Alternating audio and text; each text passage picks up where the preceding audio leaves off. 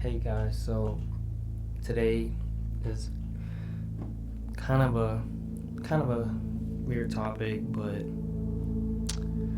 I just want to put a warning for out there. If you're thinking about doing the DPH trip, I wouldn't recommend it. It's not fun, and I'm about to tell you my whole experience. So at 8 p.m. I got home, and I really wanted to feel something. I wasn't depressed or suicidal, nothing like that. I just really wanted to feel high. So, I went upstairs to the kitchen, and I had a bottle of Benadryl, and I did some research that you can apparently hallucinate big time on that. So, I took a few tablets, maybe 5 or 6. Next hour, I didn't feel nothing. So I took 5 or 6, 7 more. I felt a tiny bit thing. I was hallucinating a tiniest bit, but I saw my wall spiraling, parts of it, into a rainbow. So I was like, I don't think it's hitting yet. I think it's hitting the tiniest bit, but not the real stuff. But then, I think I took a total of 20 to 25 pills, which is over 500 milligrams. And that was the worst mistake ever.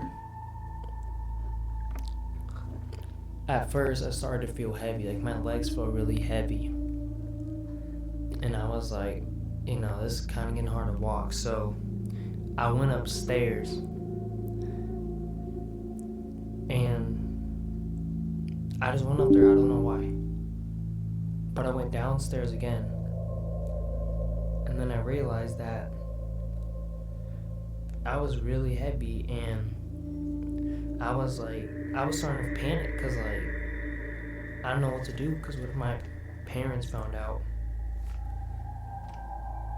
But I also remember that I apparently was screencasting somebody to the TV, and it got really bad because my dad noticed I was screencasting, and he said turn it off, and I didn't know how to turn it off because I remember him saying to turn it off. I said okay, and then I just spaced out. He kept yelling at me 3 or 4 times, kept spacing out. He came downstairs and he was telling me to disconnect it, and I was trying to, but I didn't know what to do. I didn't know how to. So I quickly started to panic, and then I finally disconnected it, and my dad asked if I was okay, and I said I wasn't. No, I said I was fine, but I really wasn't. So by the time that happened, I went to my room, and I hear my mom call me. So I go upstairs, and this is when it gets really interesting. My mom interrogates me, sits me down on the couch, ceiling fan light on, no other lights in the house on, besides the dining room table. She asks these questions. Do you know who I am? I say to her, and I said, yes, and then I said my mom's name.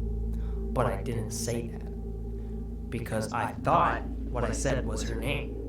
But I really said, I think it starts with an A. So now really thinking about it, when I was talking about my birthday, because she's like, do you know when your birthday is? I said my birthday, but I could have said something else, because everything that I heard, I was not actually hearing. Unless it was if it was a quick sentence, I could understand. Then they asked if I knew who my brother was, and I said yes. And then a few minutes later, I sit down at the table. The paramedics arrive. And for some reason, I was hallucinating, but I saw my brother there. And then he was like, hey, do you remember my old friend Salem? He's here, and this is him. And then he's like, yeah, he got into the medical field or whatever. And then he's introducing himself.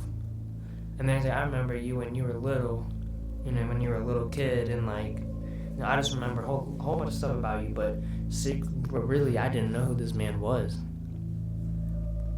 So they start talking, and then I kind of spaced out from there. And then I remember waking up. I remember being in the car, and like we ran over something, and I thought the tire popped. So I caught a panic because like I thought we were gonna die. And then I remember waking up into the emergency room in the bed.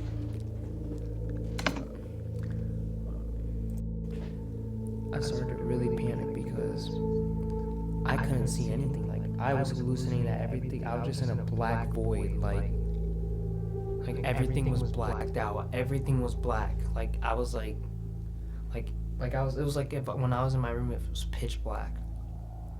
So then I went to the emergency room, and then they put a whole bunch of needles in me, IVs, did all these tests. They put the machine with stickers on it, and what really scared me was that I felt like when the stickers were on me, I was hallucinating that my ex put the stickers on me. Like all these stickers were like flower stickers. They were like flowers and stuff. So I kept tearing them off because I'm like, like I don't want them on me. But the doctor's like, you need them on you. And it was really hard for me to go to the bathroom because I forgot how to go to the bathroom. It was really hard to walk. And I kept seeing Mr. Charlie from the mental hospital I was at one time, but he was not really there. And so he was like, hey, Jairus. And I was like, hey, Mr. Charlie. And then with the blink of an eye, he was gone. And I knew he wasn't there. So then I get transported into the ambulance, and we start to go on the ride. Everything, I could see lights, but like the back window of the ambulance was pitch black. You could see tiny bits of light from like cars, headlights. But felt like we were going 900 miles an hour. Like it felt like a police chase. So we get to the hospital. I go to their emergency room for a little bit. Then they push me in a wheelchair. They try to get me in the wheelchair. They take me to my room and tell me to get in the bed, and I did.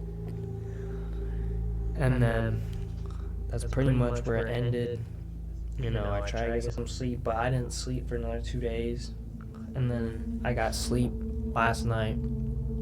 But I'm just warning y'all, like, do not mess with that. That was scary, and the thing is that you can't hide it. Like, if you smoke weed or something, I'm pretty sure I've never done it really, but like people, I mean, you could tell, but like this, you could not. Like the hallucinations are too real. It's too freaky.